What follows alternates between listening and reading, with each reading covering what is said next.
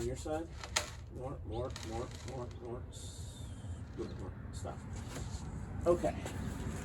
Now we're going to use the ratchet. We're going to use the ratchet strap on this side of the bracket. You may need to do it from the. You got it.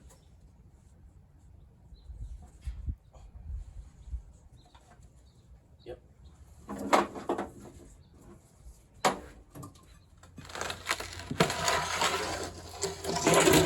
Okay.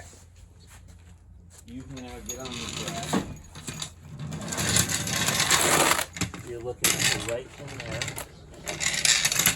But here's the thing, just a little bit of pressure. Okay. Think so. You going that way? Okay, jack it up, Will. Here, hold on. We're done with this. Wait. Okay. Jack it up, Will. Keep going.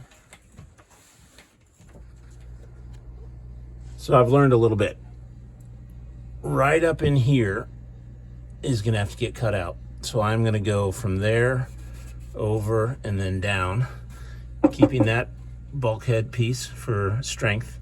But I've got to cut all of this out to notch it in order to fit that thing in there. I had a feeling I might have to do that, and now I know for sure.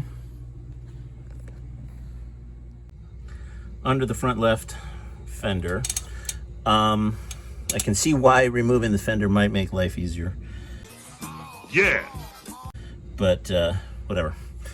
So I drilled a hole here and here from the back side, marking where there's a seam between some sheet metal here. This is single ply, and then right along here is a double.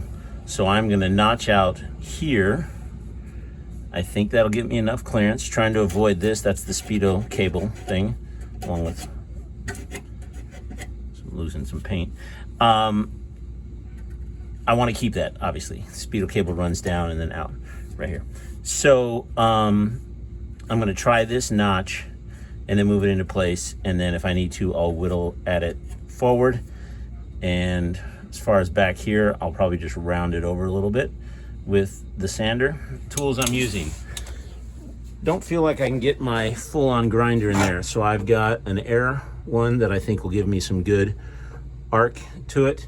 And then I've got a 90-degree with a sanding disc on it that should help me also whittle away. So I'll see if I can get you guys a view, but I'm probably going to block it repeatedly.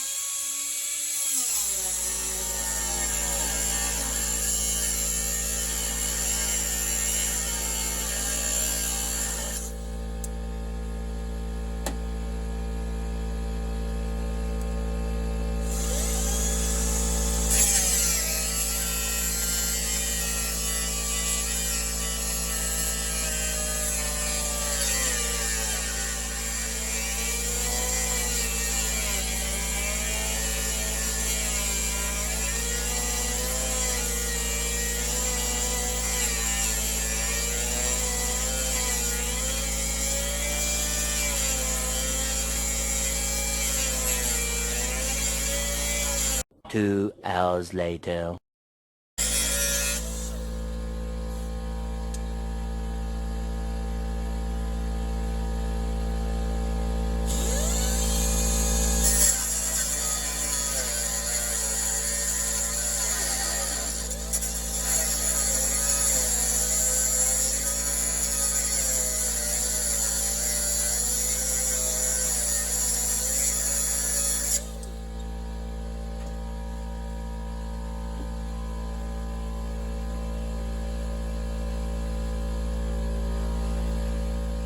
You killed my father.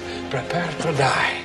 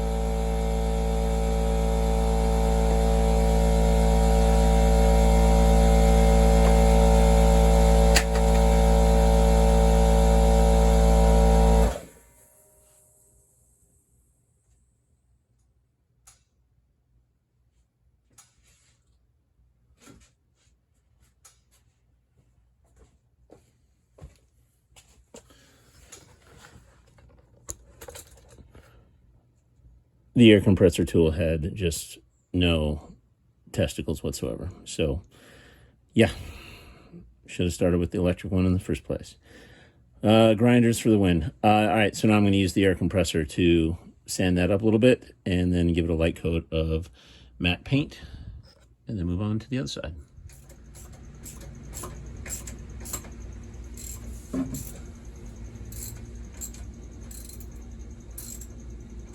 Okay, stop.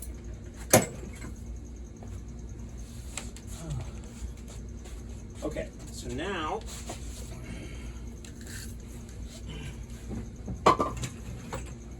get the jack out of there entirely.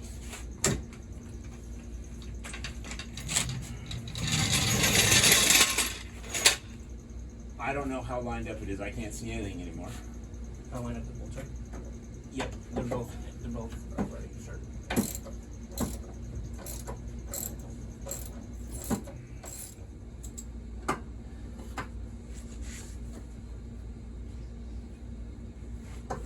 It's just hitting the body again. It's hitting a lot. Trying to push the shock towers into the fender wells, and it's not moving.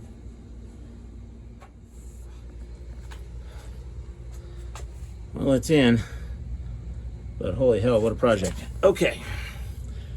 Pardon my language. This thing was a pain. So, a couple of things. Had to cut a lot more in order for the shock tower to get in there, but it is in.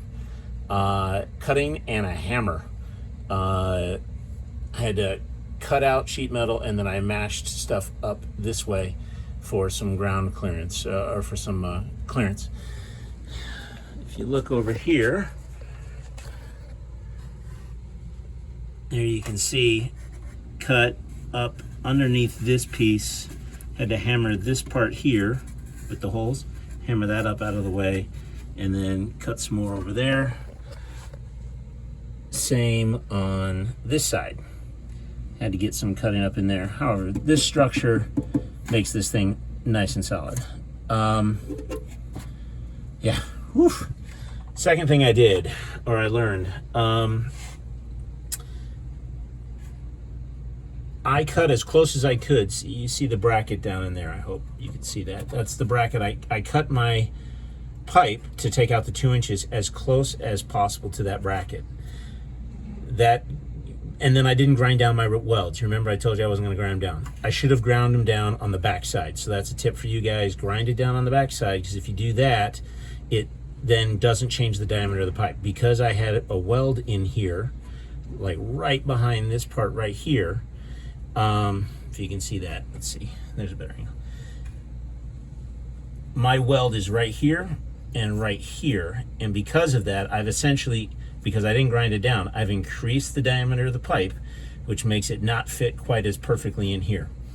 That being said,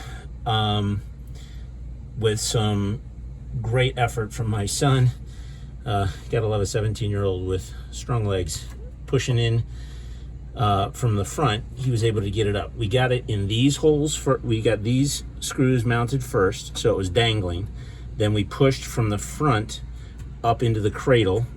Okay, and we were able to then eventually keep working the bolts around and get it in. But boy, was it a pain.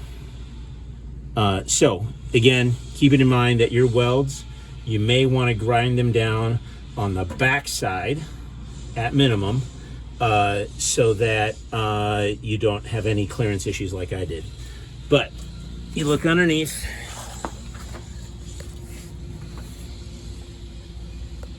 right up in there, nice and flush. You can see there one of my big booger welds. Let's see if you can see that. Right there, booger weld from underneath. So as a result, again, some minor clearance issues, but I got it in. Okay, I'm done.